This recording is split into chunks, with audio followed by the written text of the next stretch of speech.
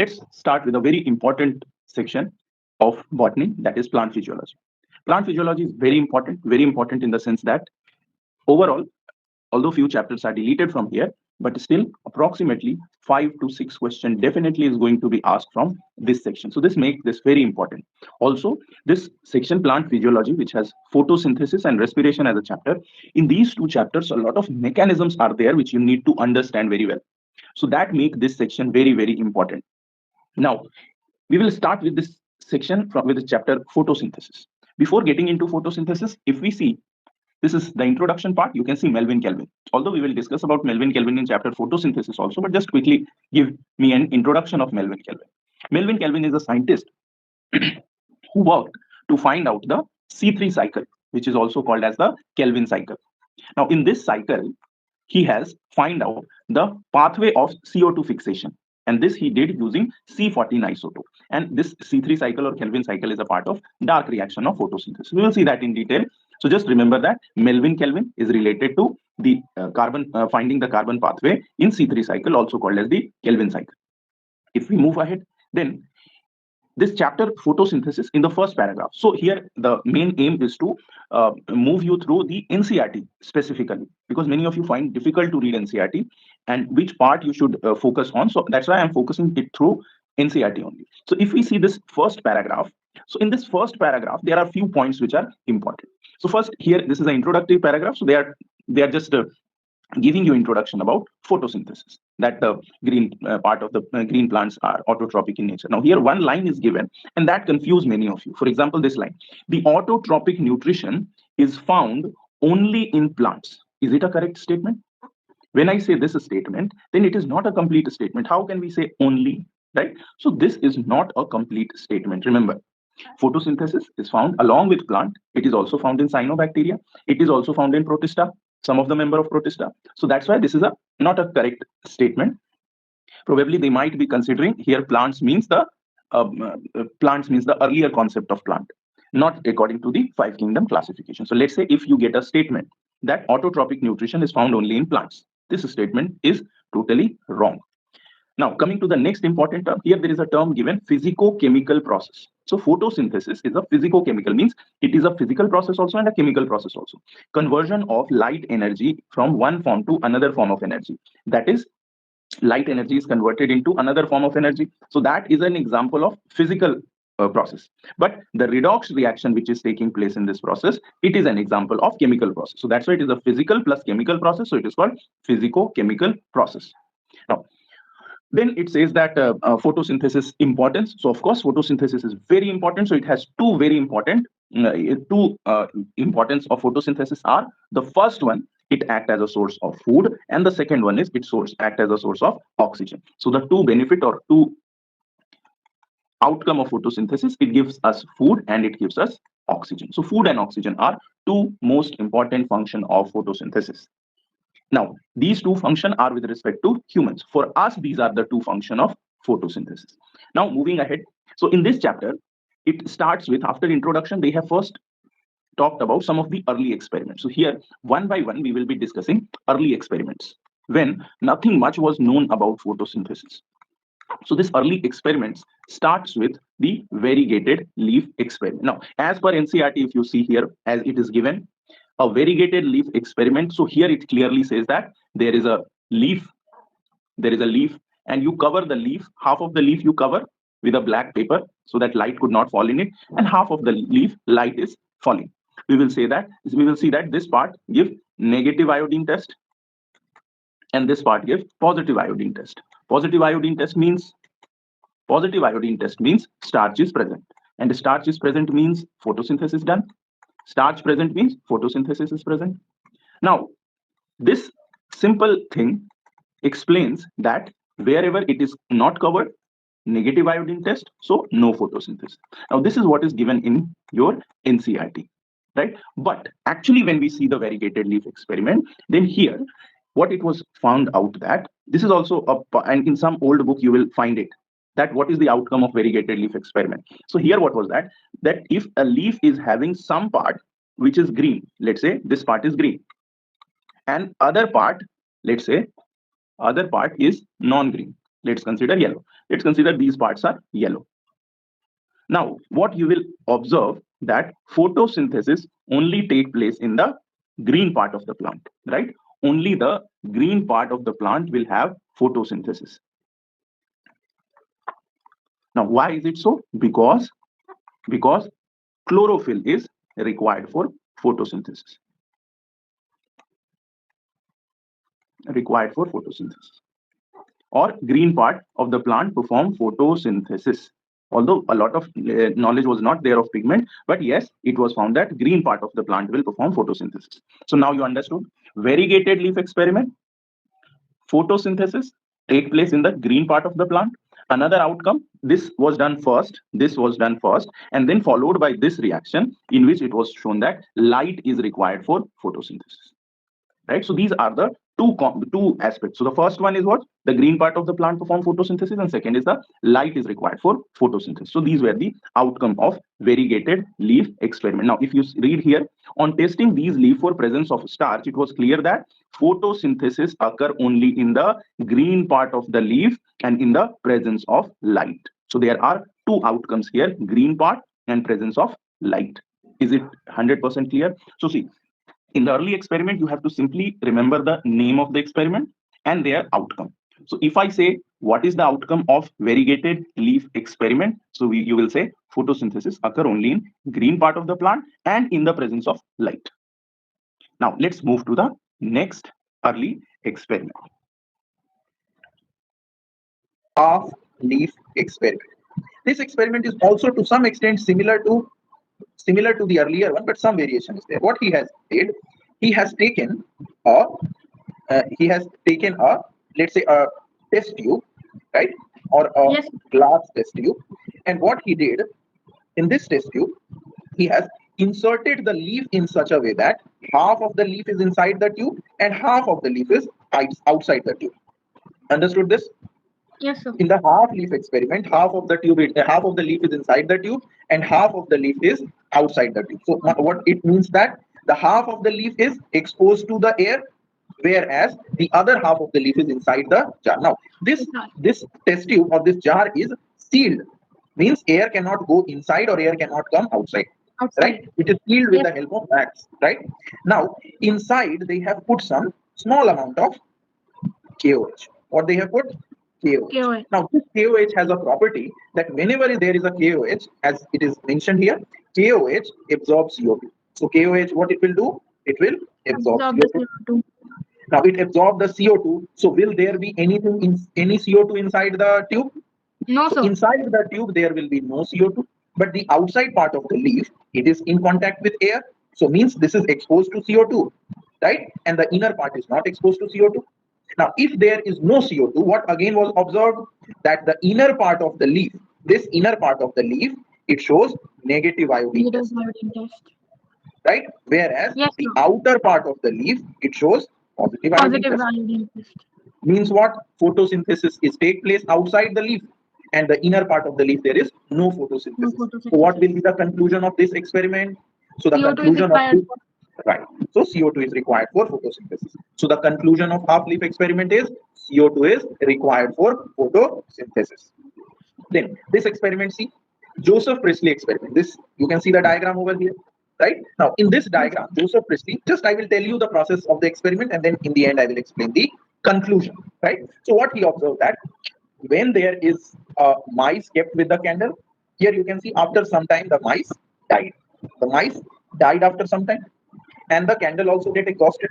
But when he put a small plant, in this case he put a mint plant, when a plant is kept inside, then the candle also remain burning and the mice also is alive. So Joseph Priestley has concluded that there is a role of air in the growth of green plant. Now, what role? That is also explained in the end. So this I have highlighted this. Just see this point. Very important. It says that plant restored to the air what breathing animal and burning candle remove. Now, at this point, we were not knowing that this animal is absorbing O2 and the plant is leaving O2 or releasing O2, right? So this is what is the meaning of this plant, that plant restore, now we know that plant restore oxygen, which is taken by the animal. Understood? So this statement is very important. You can be given this statement and ask question based on that. Plant restore to the air whatever breathing animal and working candle remove. So here in this case, oxygen is taken by the animal and the candle, and oxygen is released by the plant. So what is the conclusion of Joseph Priestley? So he said that the plant restore the air, right? Plant restore the air. Then the next experiment was done by Ingenhouse. So let's see that experiment. So Ingenhouse, what he did. So there is no diagram. Okay. So I will draw this diagram. What Ingenhouse has did. So Ingenhouse, what he did was, let's say, Ingenhouse has taken a. Is there any diagram of a submerged plant here in this chapter? No. Okay. So I will draw this diagram. See what he did. He has taken a jar which is filled with water, right? And then he has kept a small plant. He kept a small plant over here. Let's say this is a small plant. It is a submerged plant, right? He has kept the submerged plant. Now what he realized that this submerged aquatic plant is releasing, small bubbles. It is releasing small bubbles. Right? Later on we come to know that these bubbles are oxygen, right? Small bubbles are oxygen. But Ingenhouse, now read this point. See, I will now zoom it here. Now read this point which is underlined here. This small bubbles were formed around the green plant, while the dark they did not. Yes. Small bubbles were found around the green part, while in the dark they are not. Means the bubbles are only present till the time they are present in sunlight. If you remove the light, then bubbles are also disappearing. When you are keeping them in light, then bubbles start appearing. If you take away from the light, the bubble also disappear. Right? So now later on it was identified that these bubbles are oxygen. Right? These are the oxygen bubbles. And hence he showed that only the green part of the plant could release oxygen. So this was the conclusion of Ingenhouse. Right? Ingenhouse has said that the green part of the plant could release the oxygen, and this oxygen will be released only when there is light. In dark, no oxygen will be released. Is it clear? Yes, sir.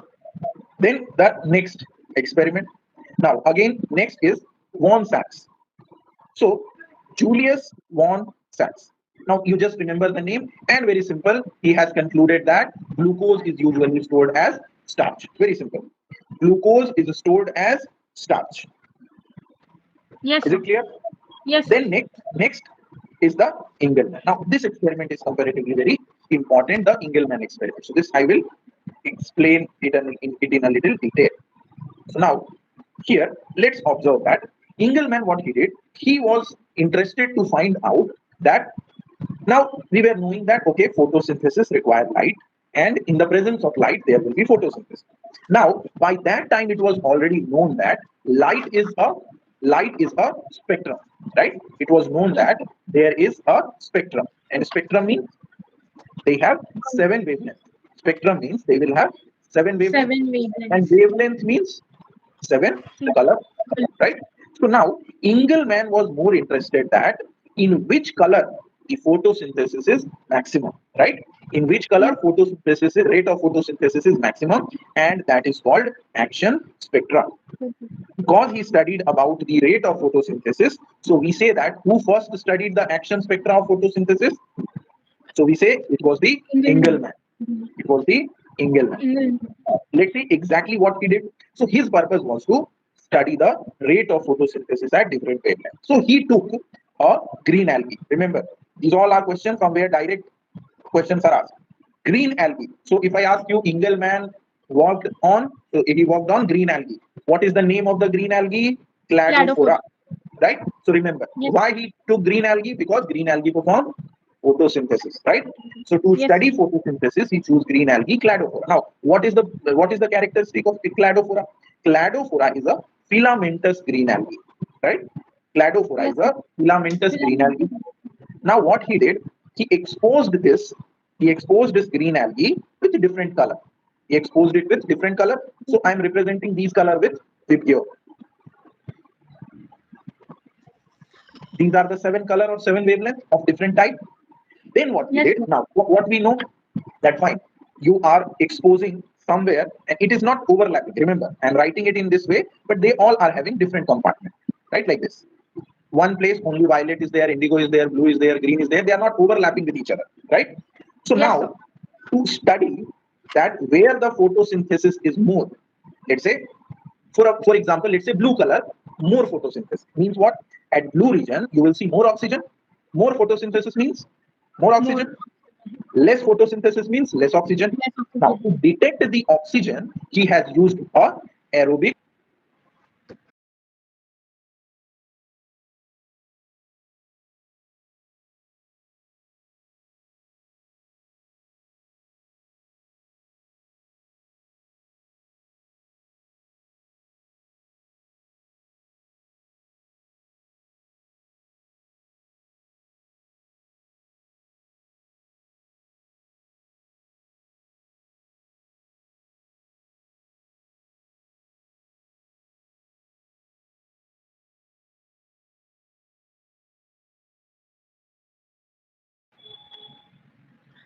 Excuse me, sir.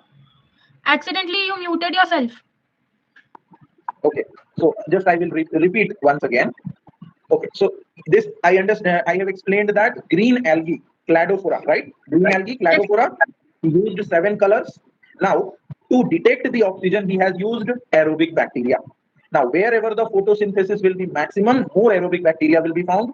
So, what he observed that in blue region and in red region, as you can see here, right? As you can see here, in blue region, the number of bacteria is very high. In red region, the number of bacteria is very high. So then he concluded that in blue and red region, the rate of photosynthesis is very high. Hi. Is it clear? So Yes, sir. here, this line is mentioned, very important line from exam point of view. The first action spectrum of photosynthesis was thus described, right? Now, this action spectrum, it resembles roughly with both chlorophyll A and B. Understood the experiment of Engelmann? So now I'm Yes, asking sir. two questions. You just tell me. Engelmann used which organism to study the photosynthesis? Green algae called cladophora. Right. Now, to detect the rate of photosynthesis, which organism he used? He To used detect the green the algae cladophora. cladophora was doing the photosynthesis. But now to detect the rate of photosynthesis or detect the amount of oxygen, what he used? Aerobic bacteria. Used aerobic bacteria. Then what he has seen, in which color the aerobic bacteria is more? Blue and red. Red region. So this was the first action spectrum. Now, did Engelmann distinguish between chlorophyll A and B? He did no, he did not. No. He did not distinguish between chlorophyll A and B. Later on, we will see that chlorophyll A and B will have different action spectra. But Engelmann commonly given it for both chlorophyll A and B. He didn't distinguish between both. Clear at this Yes. point? Yes, sir. Then comes the last name you have to remember, and that is called Van Niel. Right? He is Van Niel. So what Van Niel did is that what was observed, that CO2 is required for photosynthesis and oxygen is released during photosynthesis. Right? CO2 is Yes, required sir. so what was a general belief that okay, the oxygen is coming from CO2. The general belief was that oxygen is Oxygen is coming from CO2. Now, this Van Niel experiment has said that the oxygen, right? He said that oxygen is coming from not CO2, it is coming from H2O. H2O. It is coming from H2O, right? So, and Yes, sir. this how he has shown. He said that see, if you are using H2O, then oxygen is released, and if you are using H2S, then sulfur is released. Although in both the case we are using CO2, CO2 is used in CO2. both. So, but in one case sulfur is released, in another case oxygen is released. Oxygen. So he said that no, the oxygen is not coming from CO2, it is coming from the H2O. And here he has shown this H2A. Now here A can be oxygen or A can be sulfur. Is it clear?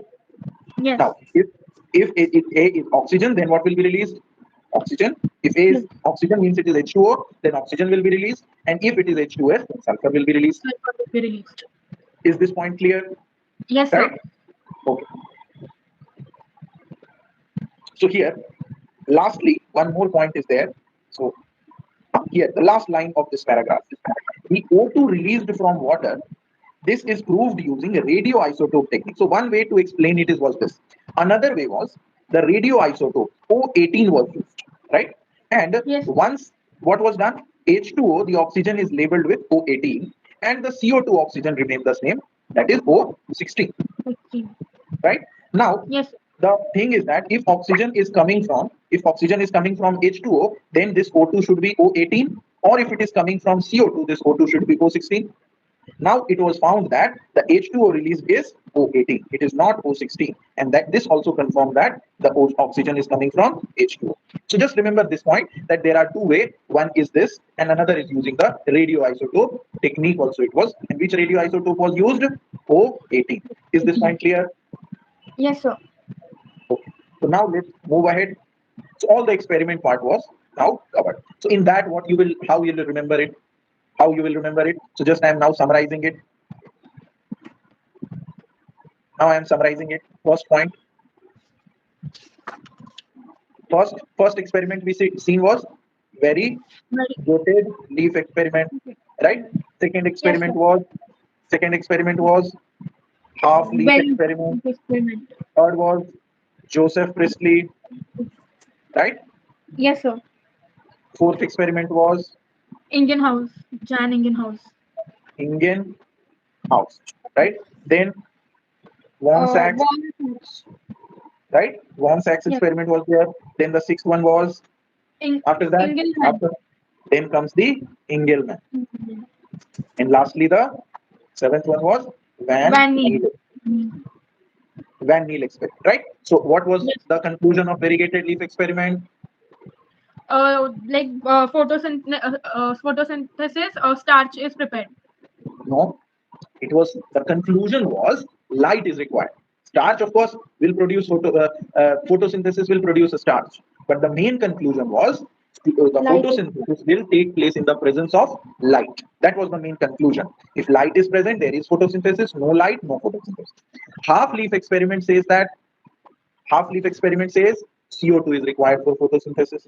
Without CO2, no photosynthesis. Then Joseph Priestley says that what Oxygen it says, is plant oxygen restore air. Yes. is air. At this time, it was not known that whether it is oxygen or what. Simply, he said that plant restore whatever is taken by the animal and candle. Then Indian house, what he said? He said he worked on an aquatic plant, and he talked about bubble, Bubble which occurring. he later on called as oxygen, and it was only produced in light. The bubble was Light. produced in light. Then Yes. Von Sachs, what he said? Stored in the form of starch. Stored in the form of starch. Starch. Then what Engelman said that he talked about the action spectra. Action spectra of photosynthesis. And he concluded which two color will be more? Blue and red.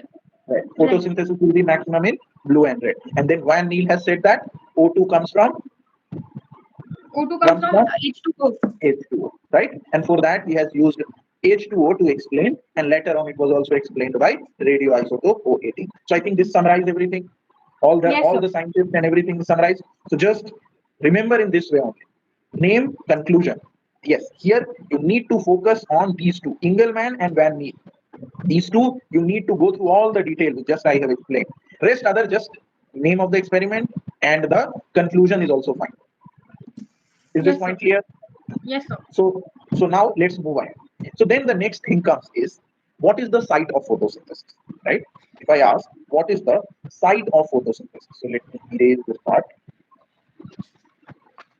What is the site of photosynthesis? So what you will say? Tell me. What is the site of photosynthesis? So first of all, photosynthesis takes place in plant, right? Which part of plant? Green part of the plant. Part. And green part more specifically? Chloroplast. Leaf. Green part has leaf. Leaf has which cell? Chloroplast. Which cell? Chloroplast is a cell organelle, no? Which cell of the leaf? Specialized for photosynthesis. It is the mesophyll cell. Inside the leaf is the mesophyll cell. And inside the mesophyll cell is large number of chloroplasts. Now, inside the chloroplast, photosynthesis takes place. But now, here, let's just see this structure. I'll zoom it a bit. Now, see this structure. the structure of chloroplast. It has an outer Yes. membrane, right? It has outer Yes. membrane. It has an inner membrane, right? Then inside the matrix is called stroma, Stroma. right? Inside the stroma is called there are several thylakoid present, and the stack of thylakoid is called grana. Granum. Then there are ribosome also present, starch granules are present, lipid droplets are present. So now here, if we further go back and see that in the chloroplast, inside the chloroplast, what happens? So in the chloroplast, you have, inside the chloroplast, you have thylakoid. Thylakoid has membrane, and membrane of thylakoid has pigments. And on with the help of pigments, the light reaction take place. So if I say that where does light reaction take place? So you will say membrane of thylakoid. Membrane of thylakoid. But now chloroplast also has stroma. Yes, sir. And inside the stroma, dark reaction take place. Understood? Yes. Dark site of photosynthesis is very much clear. See, plant, Yes, green plant, these are common. From the cell, you remember that there is a mesophyll cell in the leaf. Inside the mesophyll is the chloroplast. Inside the chloroplast is the thylakoid. Membrane of thylakoid has pigment, and there the light reaction take place. So light reaction take place in the membrane of thylakoid. Chloroplast has stroma, and inside the stroma, dark reaction take place. Is this point 100% clear? Yes, sir. Right. So this part, if you want, you can note it down. Yes, sir.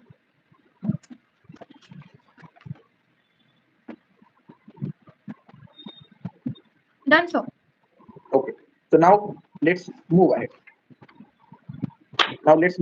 So let me first erase this because there are some points over here which I will need for.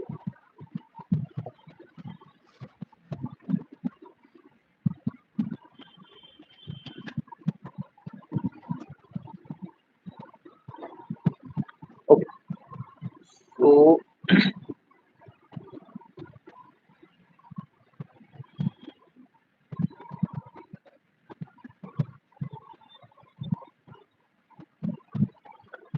clear that. So now let's zoom it a bit, and now we will discuss the paragraph. Now here, one thing is nothing much is given here, but this is a very interesting point, which several times students ask question from here. What it says that here it says that the chloroplast will be aligned with their flat surface. It is actually asking a question that when do you think the chloroplast will be aligned with their flat surface parallel to the wall, and when would they be perpendicular to the incident line? Now, what does that mean? Yes, can you answer? Meaning of these two lines? So, like the perpendicular to the incident light means when it's most, receiving the light. Mhm. And Okay. flat surfaces means like when it's the light is getting too intense, so the like. Understand? Right. So to some extent you are right. So let me explain the same thing with a diagram. Now let's imagine a condition. Let's imagine two conditions. One condition, let's say this is a cell. This is a mesophyll cell. So let's consider two conditions. In one condition, the light intensity is high. So here is high intensity. And another case is the low intensity. Low intensity of light. Now, when there is high intensity, the plant will anyway, or the leaf will anyway get sufficient light, right? In fact, high intensity may damage the chloroplast, may damage the pigment. So whenever there is a high intensity, the chloroplast will arrange themselves in this way. They will arrange themselves in this way. Both sides like this. Now here what they are doing, by arranging in this way, they are avoiding excess of light. Now why they are avoiding excess of light? Because excessive light can damage the pigment. Whereas here, when the light intensity is low, then plant need more intensity. No, let's say during winter or during rainy season when there is very less sunlight, then they need more and more sunlight. So they will arrange in this way so that whatever sunlight is available, they trap maximum of it. Right? Won't they arrange like this? right? So that whatever is light intensity available, they will get maximum of it. So here they are to trap maximum sunlight, trap maximum sunlight, because here sunlight will be less, low intensity, right? So now this is what we call perpendicular to the sunlight, perpendicular to the sunlight, Right. and this we will call as the, we will call parallel to the cell, Sunlight. Cell. parallel to the cell wall. So now it is very much clear when it will be parallel to the cell wall, when the light Yes. intensity is high, when it is High. perpendicular to the sunlight, when the low When the light intensity is high. intensity is low. This point is very clear. Yes, sir. So that way, those were the 2 points which were mentioned here. So I have explained it. Now let's move ahead. This part I have already told you that the photosynthesis include 2 type of reaction. One is called the light reaction, another is called the dark reaction. Light reaction is also called photochemical reaction, and dark reaction is also called carbon reaction, or later on we will see biosynthetic reaction. So now one by one we will see the light reaction and dark reaction. As it is mentioned here, light reaction synthesize ATP and NADPH, and these ATP and NADPH will be used by the dark reaction, right? Yes, so now sir. let's see the light and dark reaction one by one. So now before going to the light reaction, let's understand. First, in the earlier part, we have seen that what is responsible for photosynthesis. So of course, light is required, but pigment is also required, right? Yes. So without pigment, photosynthesis is not possible. Now we know that, okay, chlorophyll is the main pigment, and to be more specific, chlorophyll A is the main pigment. But earlier, when nothing was known, how was it find out that what are the pigment, right? So for that, Yes, sir. there is a special technique used, and that is called paper chromatography. Underline this, right? That is called paper chromatography. Now, in paper chromatography, what we do here, I will talk. See, what we do in paper chromatography is we will take a paper of, let's say, of this shape. Now, this is a not the general paper; it is a chromatographic paper, which is specialized for chromatography, which we cut it in this shape, right? Now, Yes, sir. now let's say you have let's say you take a leaf, right? You take few leaves and you are interested that I will extract what are the pigment present in the leaf. So what you will do, you will take the leaf, you will crush the leaf. When you crush the leaf, all the pigment will come out, and here you put them in the test tube like this, Okay. right? You put Yes. them in the test tube like this. Now the pigments, the crushed part, the liquid part which come out will be here. It will have everything. Yes. Right? Now, gradually Yes. what will happen? The pigment will start moving on this paper upward, right? Yes, sir. And different pigment will have different mass. So different Yes. pigment will give different, they will give different band. Understood? So let's say there are 4 pigments. So you will see 4 bands of the paper. Now, why these bands are separate? Because they have different mass. Okay. They have different mass. Different The one mass. which is the lowest, it will be the heaviest, and the one which is at the top, it will be the lightest. So this is how the paper chromatography was done. Paper chromatography. Clear? Now, from exam point of view, very simple. They will ask you about the technique, which technique was used to separate the leaf pigment. So you will say paper chromatography. Simple. Now, when it was done, then we get how many pigments? So mainly we get 4 types of pigment: chlorophyll A, chlorophyll B, xanthophyll, and carotenoid. Now, color is important. Question is asked from color. So what is the color of chlorophyll A? Yes, tell me. What is Blue-green the color. color? It is Blue-green. blue-green color. What is the color of chlorophyll B? It is Yellow-green. yellow-green. What is the color of xanthophyll? Yellow. And what is the color of carotenoids? Yellow to or yellow-orange. Yes. So now several time carotene. See, so here mainly chlorophyll A and B will be separate, means give 2 distinct band. Xanthophyll, carotenoid, and many such pigments. Right? Actually, carotenoid is a group of pigment.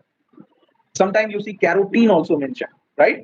So carotene, carotenoid, xanthophyll, these are similar types of pigment, and they are many in number. So later on, whenever we will now discuss, so we will have 3 pigment. One will be chlorophyll A, another will be chlorophyll B, and the third pigment will be carotenoid. Carotenoid is a group of pigment.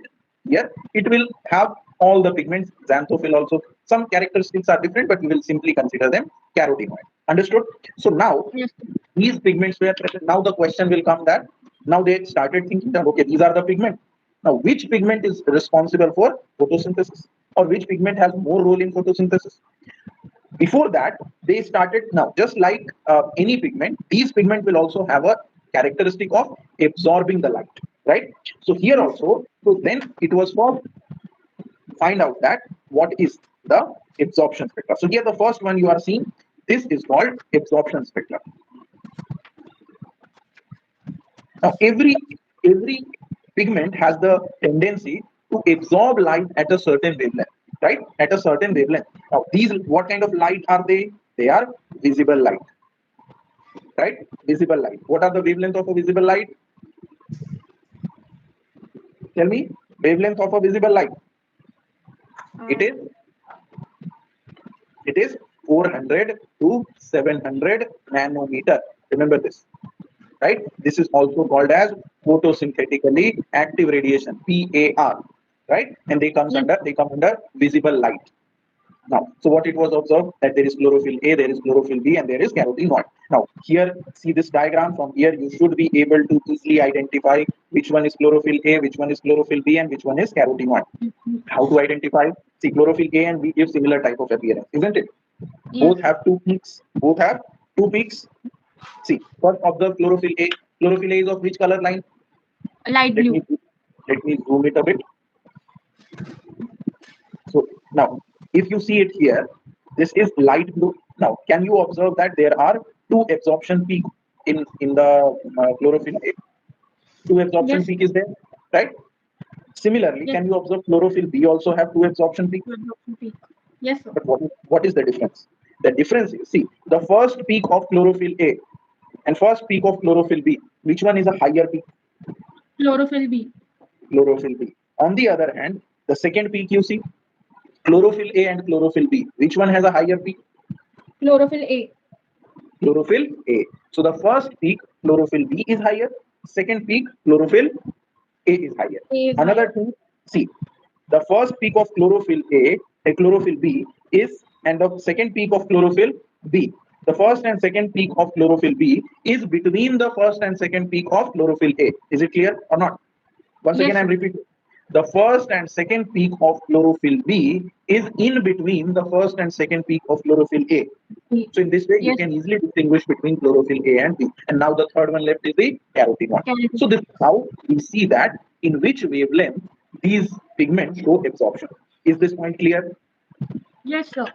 Right. Now, when we have studied the absorption, then we will start studying the action spectra. Right. So first we have seen the absorption spectra. Now we will see the action spectra. So here also the wavelength of light is the same. Photosynthetically active radiation 400 to 700. Now, 700. this is called the action spectra. Action spectrum. Now, pigments have absorbed the light, which we have seen there.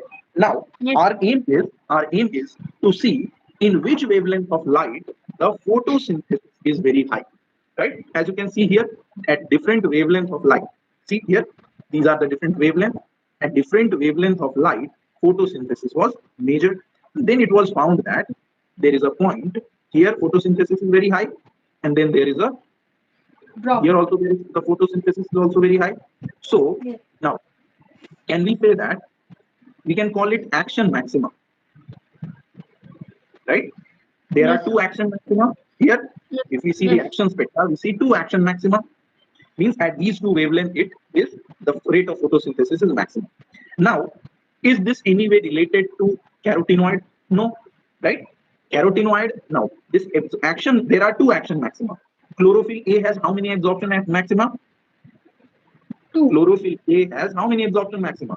2. 2, sir. Chlorophyll B has how many absorption maxima? 2. 2.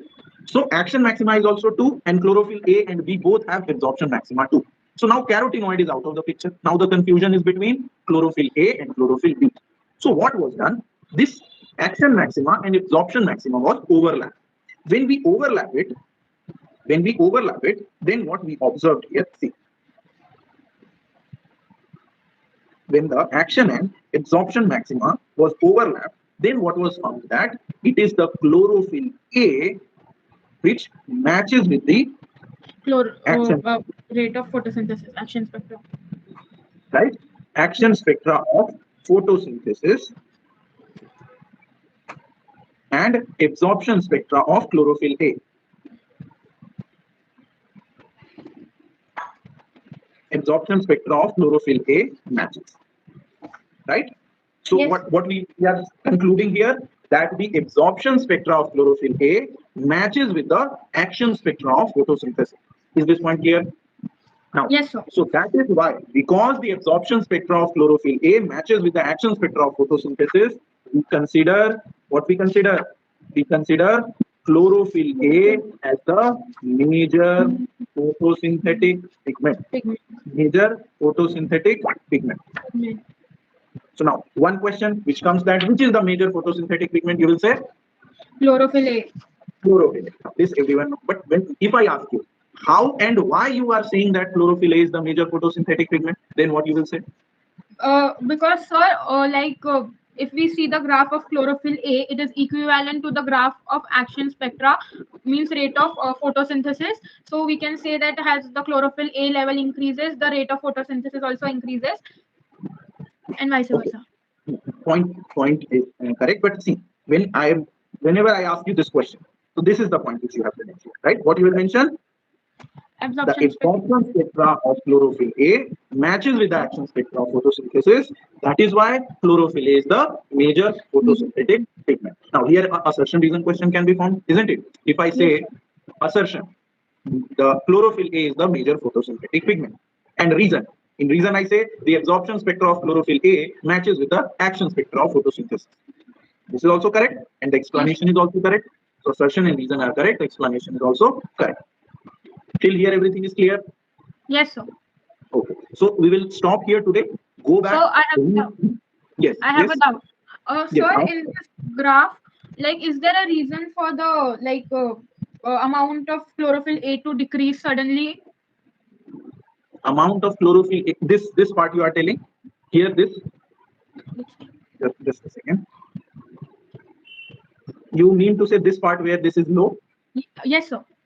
No. So understand. See, for example, let's say I will give you with some example. Let's say every pigment has this characteristic of absorbing the light, right? Every pigment absorbs light, but they will not absorb light at all the wavelength. Understood this point? Yes, they will sir. not absorb light at all the wavelength. Now, here what we can conclude here, I'm using yellow color. Okay, I'm using this. Okay, so let me zoom it a bit. So I understood your question. Let me explain it properly. And this is a very good question you asked, because students get confused here. See, when you are asking that, sir, at this point, what is the problem, right? Now, see, here, this is the pigment. Now, at this point, this pigment has the tendency, let's say I'm considering this as 440. Let me consider this point as 440. 440. Let's consider 440, right? Means this chlorophyll A has the tendency that at 440, it will absorb the sunlight. Then let's say it becomes 480, 500 nanometer. Now, this chlorophyll A have no character that it will absorb light of 480, 500 nanometer. So when it is not absorbing light, the graph will be, see here, this side is the light absorbed, no? So if no light is absorbed, won't this graph go down? Yes. Now it is going 600, 630, 6. Now again at near about 680 nanometer, it will again start absorbing. So again the graph is going up. So when the graph is low, it means that at this wavelength, the chlorophyll A is not absorbing.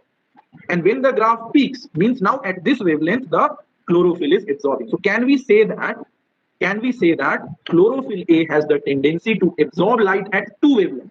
One at 440, near 440, and another near 680. Can we say that? Yes, sir. And these are the two wavelengths at which the photosynthesis is also very high. Photosynthesis is also very high at these two wavelengths. And then this 440 is what? Which color? It is blue color. And 680 is red color. Isn't it? So that is why the chlorophyll A absorb at blue and red, and the Action spectra is also high at blue and red. But here, whenever we talk about in detail, when we say blue and red, then more or less chlorophyll B also is absorbing in blue and red. Understood this point? That's why when Engelmann did the experiment, he said blue and red. So when I say blue and red, it will include both chlorophyll A and chlorophyll B. If you are specifically mentioning chlorophyll A, then you don't have to mention blue and red. You will say that at 440 at 680. Understood this point? Yes, sir. Any other question? No, sir. Okay. So I'll stop here. In the next class, we will continue with it. So now